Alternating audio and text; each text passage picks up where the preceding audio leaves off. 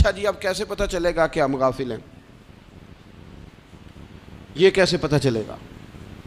آپ کسی بندے سے بھی پوچھ لیں حالات کیا ہیں تو کہتا ہے اللہ کا شکر ہے کبھی کسی کا دل نہیں دکھایا، اللہ کا شکر ہے جی زمانہ ہو گیا 5 نمازیں پڑھتا ہوں، اللہ کا شکر ہے جی۔ کیسے پتہ چلے گا غافل ہیں؟ پہلی علامت ہمارے علماء اور صوفیاء نے غافل بندے کی لکھی ہے۔ اس آئینے میں نے اور آپ نے اپنا آپ دیکھنا ہے۔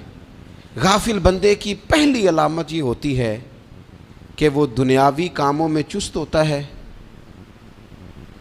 اور اللہ اور اس کے رسول کی فرما برداری میں سست ہوتا ہے۔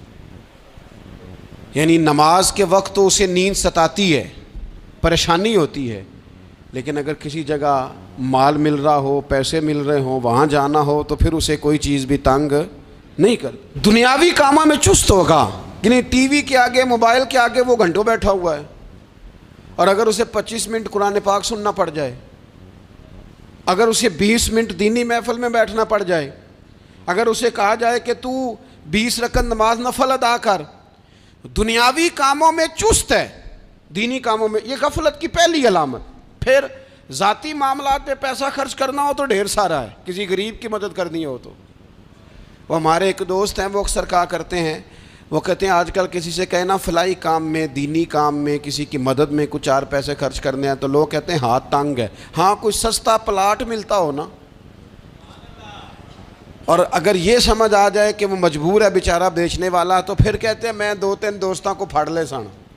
ذاتی کاموں میں جب بندہ چست ہو اور دینی کاموں میں سست ہو تو مطلب یہ ہے کہ بندہ غافل ہے۔ پہلی علامت غفلت کی۔ اور غفلت کی دوسری نشانی یہ ہے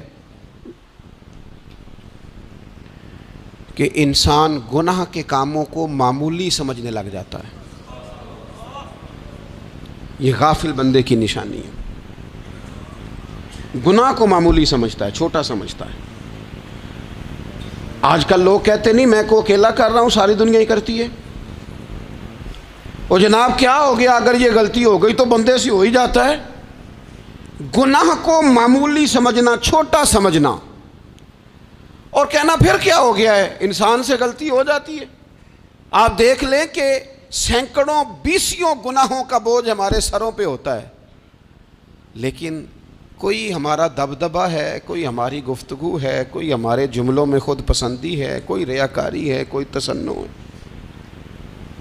یہ غافل بندے کی علامت